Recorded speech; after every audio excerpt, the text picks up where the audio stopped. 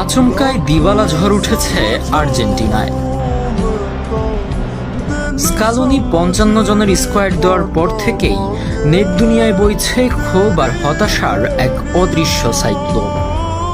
Dybala এসেছিলেন একরাশ সম্ভাবনা নিয়ে, তবে হারিয়ে গেলেন একেবারেই নিভৃতে। জায়গা হয়নি আর্জেন্টিনার প্রাথমিক বিশ্বকাপ স্কোয়াডেও। যার মায়াবী হাসি আর বাপায়ের জাদুতে একসময় মুগ্ধ ছিল পুরো ফুটবল বিশ্ব, যিনি কোটি তরুণীর রাতের ঘুম কাড়া ক্রাশ ছিলেন, সেই পাওলো দিবালা ৫৫ জনের তালিকাতেও ব্রাত্য।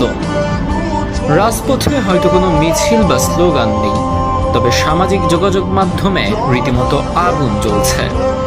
কাতার বিশ্বকাপের ফাইনালে স্নায়ুচাপ ধরে রেখে পেনাল্টি থেকে গোল করে যে মানুষটা ট্রফি জেতাতে সাহায্য করেছিলেন, তাকে ছাড়া বিশ্বকাপ আলবিসেলেস্তে ভক্তরা যেন মেনেই নিতে পারছেন না। কিন্তু স্কালোনির বাস্তবতার চিত্রটা বড্ড কঠিন আর নির্মম। বারবার ইনজুরির ধাক্কায় ইতালিয়ান ক্লাব এএস রোমায় ধুঁকতে থাকা দিবালার জায়গাটা এখন কেড়ে নিয়েছেন বেনফিকার তরুণ উইঙ্গার জিয়ানলুকা প্রেস্তিয়ানির মতো উদীয়মান তারকারা। ২০২৪ সালের পর থেকেই জাতীয় দলে উপেক্ষিত ৩২ বছর বয়সী এই ফুটবলার। ভক্তদের হৃদয়ে এখন একটাই বেদনার সুর। তবে কি নীল সাদা জার্সিতে লাহোয়ার গল্পের এখানেই সমাপ্তি?